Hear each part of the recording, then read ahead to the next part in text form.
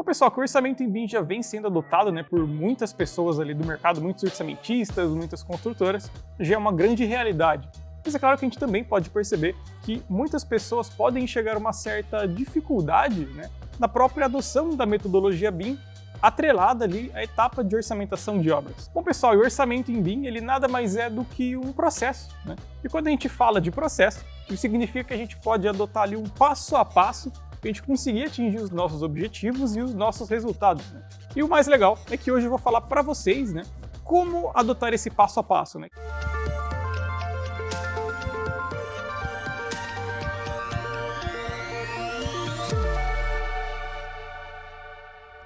Fala pessoal, tudo bem? Espero que você esteja bem. Bom pessoal, bem-vindo ou bem-vinda, né, ao canal do YouTube da AutoQI. Aqui a gente compartilha conhecimento sobre a gestão digital do empreendimento. Bom pessoal, eu sou o Felipe Garcia, engenheiro civil, orçamentista BIM, e eu trabalho na AutoQI como Product Marketing do AutoQI Visus Orçamento e também do AutoQI Visus Planejamento, né? Eu vou te contar aqui no vídeo de hoje como que faz então para a gente estruturar esse processo, né, esse passo a passo ali da orçamentação de obras em BIM. Bom pessoal, notoriamente, né, há uma grande busca pela adoção ali da metodologia BIM para a etapa de orçamentação de obras. Seja nessas buscas ali pelo próprio Decreto Federal, né, 10.306 ali de 2020, pela própria automatização, né, do processo de orçamentação de obras, ou pelos próprios resultados, né, que o orçamento em BIM consegue promover toda a transparência, né, a rastreabilidade de informação, a acuracidade, né, do nosso orçamento ali, e a própria conexão, né, entre orçamento e os elementos elaborados, ali, os elementos modelados, né, dos projetos. A busca, pessoal, é muito grande, pode ser por um desses fatores, pode ser por vários outros, mas que, obviamente, a busca é grande e isso é um fato. E claro, pessoal, com o crescimento, né, na adoção ali na busca, pela implementação do BIM, né, ali na etapa de orçamento, também surgem algumas dúvidas. E justamente essa dúvida é como que faz, né, esse processo, como que ele pode ser executado. A boa notícia, pessoal, é que existe um passo a passo. E a segunda boa notícia é que eu vou te contar quais são esses passos a passo aqui hoje. Então eu recomendo que você fique aqui e acompanhe o vídeo até o final, porque justamente acredito eu que valerá muito a pena. E com isso, né, pessoal, a gente tem uma sensação de que o orçamento em BIM é um processo oneroso, é um processo difícil, é um processo complicado, né?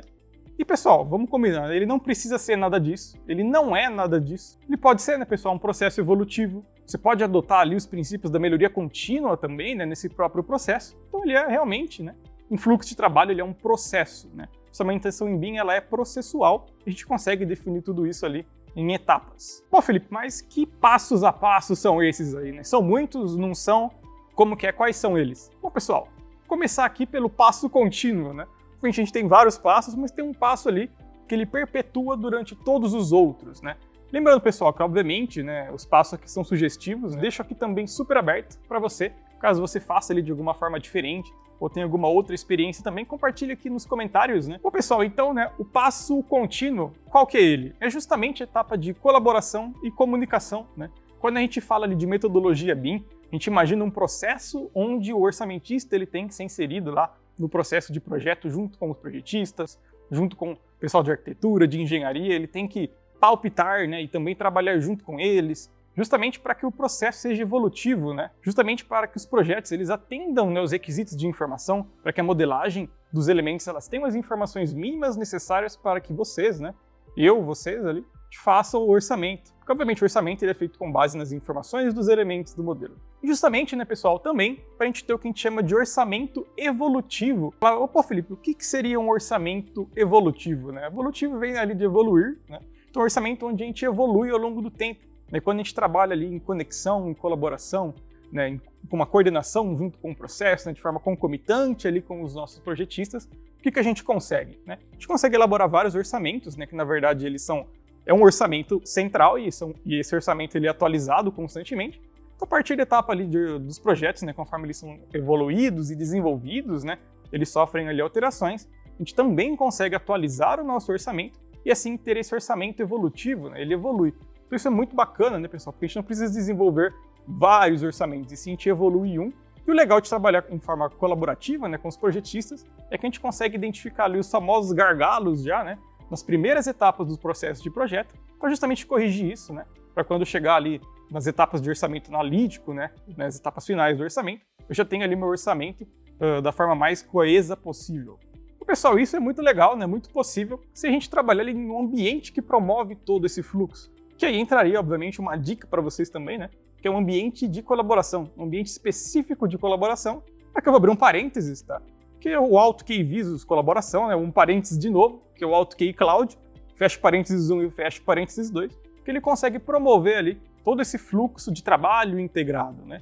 Onde todas as pessoas conseguem se conectar, conseguem conversar e desenvolver um trabalho colaborativo. Bom, pessoal, passo 0 então, né? Qual que é esse? É o modo de trabalho, né? Aqui entra um ponto muito importante que eu ressalto ali, a importância de você escolher, né, de você estudar e escolher uma solução, né, uma ferramenta ali, especialista para a etapa de orçamentação de obras em BIM, porque justamente, né, uma ferramenta especialista, ela também permite que a gente trabalhe ali não só com orçamento de obras em BIM, mas também forneça outros modos de trabalho, né? Como, por exemplo, a possibilidade de adicionar lá, importar, né, uma planilha de quantitativos vinda do Excel, um modo de trabalho híbrido, onde a gente consegue trabalhar com arquivos oriundos da metodologia BIM, que é o arquivo IFC, né, ou trabalhar com esses dois formatos de arquivo, né. Por quê? Justamente, né, pessoal, a gente sabe ali que a metodologia BIM ela é um processo, né, obviamente, para a gente desenvolver esse trabalho é um processo, mas para a gente adotar a metodologia por si só também é um processo. Então, se eu começar a fazer BIM hoje, se eu começar a estudar sobre BIM hoje, não é amanhã que eu vou estar com o BIM, né, com a metodologia BIM 100% adotada e vou ser o super especialista da área, né? A gente entende que é um processo, então como isso é um processo, é legal encontrar ferramentas que ajudem e auxiliem nesse processo para que esse processo seja também evolutivo, né, pessoal? Então isso significa, né, pessoal, que você, por exemplo, se tem somente lá a disciplina de arquitetura elaborada em BIM, tudo bem, né, você consegue ali utilizar também a metodologia BIM associada ali ao seu projeto BIM, né, para a etapa de orçamentação também, né? Isso significa que você não precisa se prender e esperar, por exemplo, né, ou desenvolver todas as disciplinas de projeto em BIM para você ter um orçamento em BIM, né? Você consegue ir evoluindo a sua etapa de orçamentação ao passo em que você também evolui a sua etapa do processo de projeto BIM. Bom, pessoal, passo 1, né? Importação do arquivo IFC. O arquivo IFC nada mais é do que o arquivo aberto de trabalho BIM, onde a gente consegue ali, a partir dos softwares de projeto BIM, a gente consegue exportar todo o conteúdo nesse formato de arquivo, e aí a partir de um software de orçamento em BIM, a gente consegue trabalhar ali com esse formato de arquivo, né? E o mais legal, né, pessoal, que essa primeira etapa, esse primeiro passo, né, ele é muito legal, porque ele já traduz ali muito do que o próprio orçamento tradicional tem, que é o quê, né? A análise de todo o projeto, né? Então, justamente nesse passo 1 é onde a gente vai olhar lá o IFC, fazer um estudo, uma análise do que foi projetado, do que foi desenvolvido, né? Qual foi, por exemplo, a concepção ali adotada em todo o processo de projeto, né? Obviamente que você, né, imaginando que você já está ali inserido num fluxo, num ambiente colaborativo, por exemplo, você já vai saber disso tudo, né? Mas quando você receber o IFC, você pode simplesmente ali utilizá-lo, né, em um software de orçamento em BIM especialista e a partir disso trabalhar ali, visualizar, rotacionar, identificar, né, mapear ali todos os pontos de fato que o projetista pensou e também já apontar possíveis melhorias, né, no que tange, obviamente, a etapa de orçamentação e a etapa de quantificação também. É de fato, né, pessoal, estudar e conhecer ali o que vai ser executado e como que o seu projeto foi concebido, na verdade, né? Então você pode, né, pessoal, fazer análise ali dos elementos modelados, fazer análise ali dos requisitos de modelagem também, ver se eles foram atendidos, né? Também já prevê alguma possível comunicação com os projetistas e até mesmo fazer uma manipulação de dados e das próprias propriedades do arquivo IFC, né? O software especialista em BIM, ele permite que a gente trabalhe ali com as propriedades, edite-as, né? Personalize, crie novas, então a gente consegue ali traçar um roteiro de o que a gente vai precisar fazer ou precisar comunicar para que o nosso arquivo ali tenha ali as melhores condições possíveis para a gente avançar com as próximas etapas, né, com os próximos passos. Passo 2, hein, pessoal? Quantificação paramétrica. E, pessoal, aqui nada mais é, né, do que a gente vai fazer o quê? A gente vai pegar todas as informações ali, né, não todas literalmente, né, mas sim a que você julgar pertinente, tá? Então aqui cabe um ponto importante, você tem que fazer uma análise ali das informações, né, como eu falei no passo 1, umas análises ali do seu arquivo IFC. Você vai utilizar ali as informações mais pertinentes. Para quê? Para você extrair todos os quantitativos que são necessários para que você tenha ali, obviamente, os quantitativos, né, dos seus serviços, os quantitativos ali de todas as etapas ali que comporão o seu orçamento, né, e obviamente, posteriormente, a execução da sua obra. E aqui, pessoal, cabe a criação de regras paramétricas com base nessas informações. Sejam essas informações ali, informações pertinentes ao elemento, no caso, que elemento que é aquele, que tipo de elemento que é, como que ele vai ser, qual que é a especificidade desse elemento, e também com propriedades numéricas, né? Qual que é a área desse elemento, o comprimento dele, o volume dele, né? Sabe que para quantificar um serviço, né, um determinado serviço, a gente utiliza parâmetros ali, informações diferentes, né? Então cabe você buscar ali no seu modelo e fazer essa análise e escolher ali qual que você quer utilizar, como que você quer parametrizar isso tudo. Aqui também entra um ponto importante, onde uma função muito legal, né, dessa etapa é justamente quantificar os elementos que não estão modelados, né? Então você pode utilizar lá as propriedades dos elementos do seu arquivo IFC para criar novas propriedades e a partir daí você consegue criar novas regras de quantificação e ali ter até mesmo, por exemplo, um exemplo, né, que eu gosto muito, é a etapa de fundação, né? Dificilmente, inclusive comente pra gente aí se você já viu modelado a etapa de escavação, né? Eu nunca vi e não sei se eu vou ver, né? Mas a gente consegue utilizar todas as informações e as propriedades dos elementos de fundação para quantificar ali, estruturar, criar uma regra, criar uma formulinha ali, por exemplo, para poder extrair a quantidade, obviamente, do serviço de escavação, de todo o serviço que compõe também a etapa de infraestrutura de uma obra. Também, né, pessoal, cabe nessa etapa justamente a sua definição e estruturação da EAP, né? Como é que vai ser a sua estrutura analítica de projeto, quais serão as etapas, as subetapas, o que você vai querer, né? Como é que vai ser definido isso. Abre um parênteses, né? Que também é muito importante conversar ali com o engenheiro, ou a engenheira, o responsável que vai executar a obra, para entender ali como é que vai ser executada a obra, para você estruturar, né, caso assim queira, né, a sua EAP. Uma EAP analítica executiva, né, que ela sirva como base justamente para a execução da obra depois. E também, né, aqui também cabe a etapa ali justamente de atendimento dos critérios de medição e remuneração, né, que é a forma como você vai pagar ali os seus prestadores de serviço. Ou às vezes você utiliza, por exemplo, o banco de dados ali. Esse banco de dados ele tem informações específicas, né, para cada serviço, que é o quê, né? Como cada serviço vai ser executado na obra, tem serviços que são executados de formas diferentes. Então você tem que personalizar, obviamente, todos esses serviços para que eles atendam ali as composições de custos específicas. Então nessa etapa você vai organizar tudo isso, você vai estruturar ali toda a sua quantificação, né? Ó, pessoal, passo 13 então, banco de dados, né? Vamos recapitular ali, ó. O passo 0, né? É o passo contínuo ali do ambiente de colaboração, né? O trabalho colaborativo. O passo 0 é o modo de trabalho. Passo 1 ali, importação de IFC. A gente já estruturou tudo isso, né? Passo 2, quantificação paramétrica. Então a gente já quantificou, vamos lá, imaginar nessa situação, a gente já quantificou todos os nossos serviços, nossa IAP está toda estruturada, né?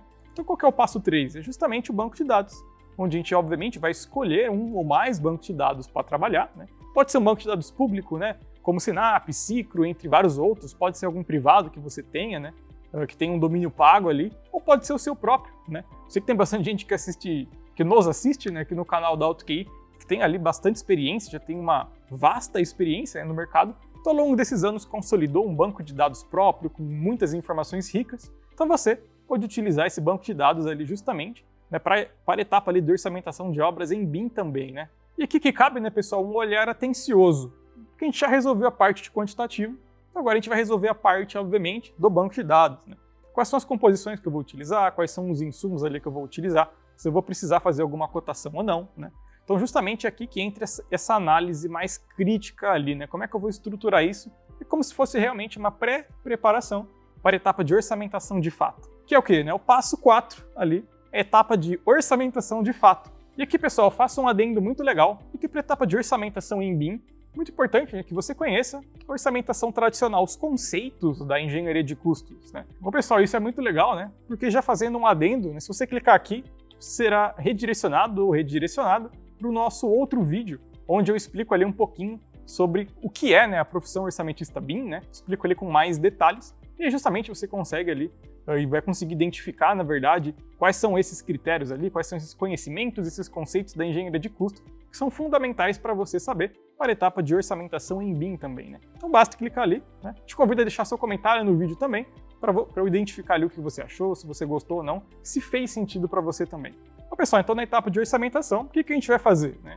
A gente vai associar ali as composições de custo e os insumos aos serviços, né, aos quantitativos ali, que a gente fez lá no passo 2. Tá? Então por isso que é importante no passo 3, como eu falei do banco de dados, a gente tem um banco de dados bem estruturado, bem coeso, né, bem coerente ali com a sua realidade, com a sua forma de trabalho, porque nessa etapa a gente vai fazer esse vínculo, a gente vai fazer essa associação, essa comunicação, né, entre custos ali e a parte das quantidades. E aqui declaro, né, obviamente, como imprescindível calcular o BDI, fazer uma análise também, né, das composições de custo para verificar se elas realmente atendem às suas expectativas. E aí, claro, né, como a gente está trabalhando em BIM, toda a parte de custo ela fica vinculada com o quantitativo, que está vinculado com o modelo BIM.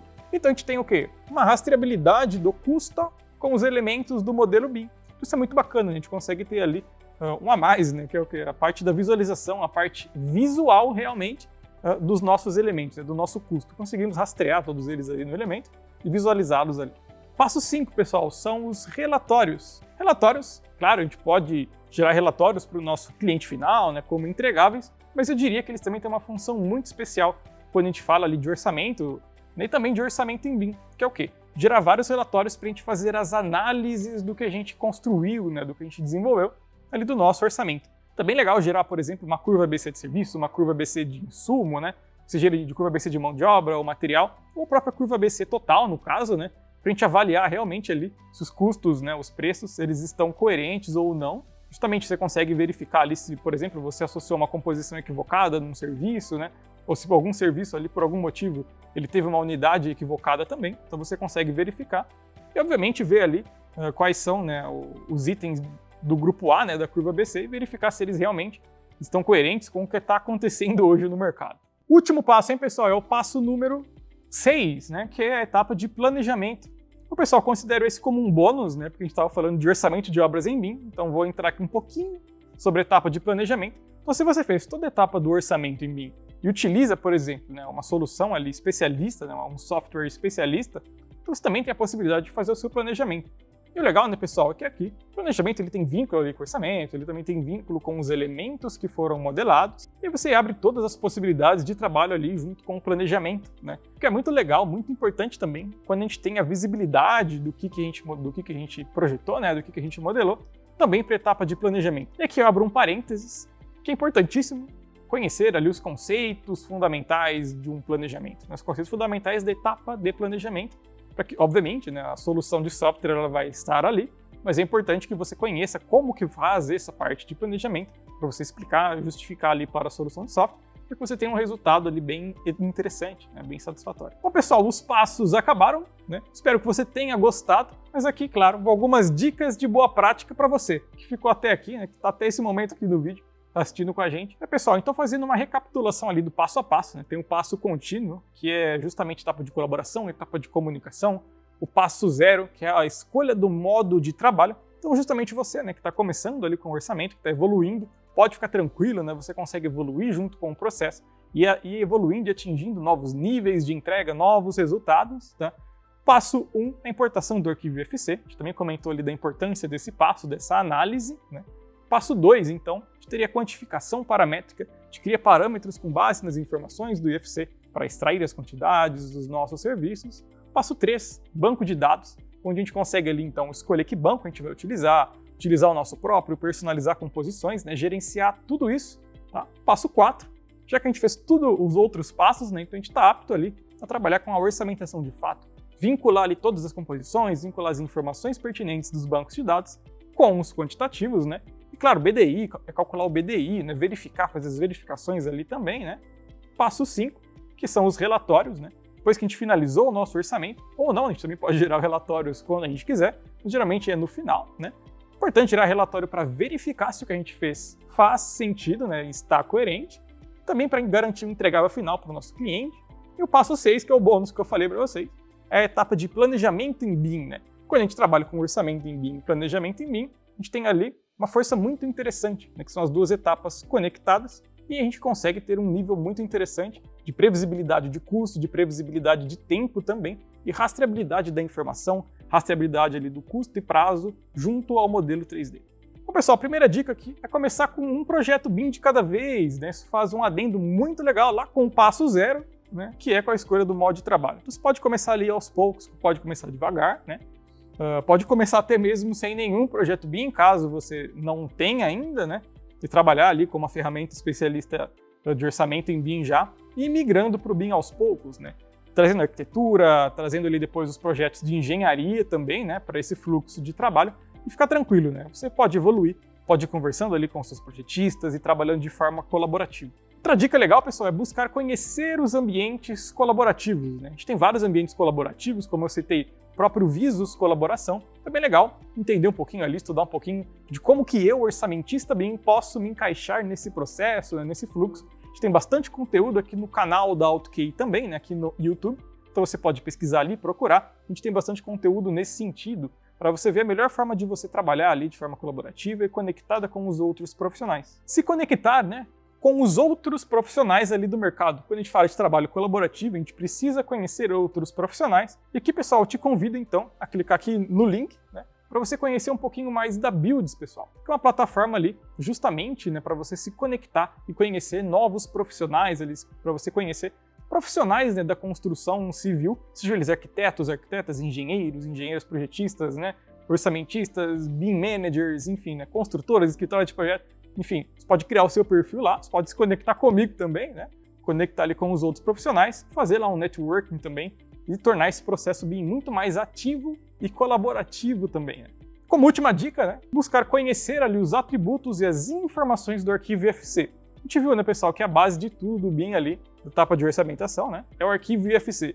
Então, como uma dica aqui, é justamente você conhecer um pouquinho mais sobre o que é o arquivo IFC, quais são as informações que existem, né, nesse arquivo IFC, o que tem, o que não tem, quais são essas informações, como eu consigo trabalhar com elas, né, para justamente atingir os meus resultados e os meus objetivos.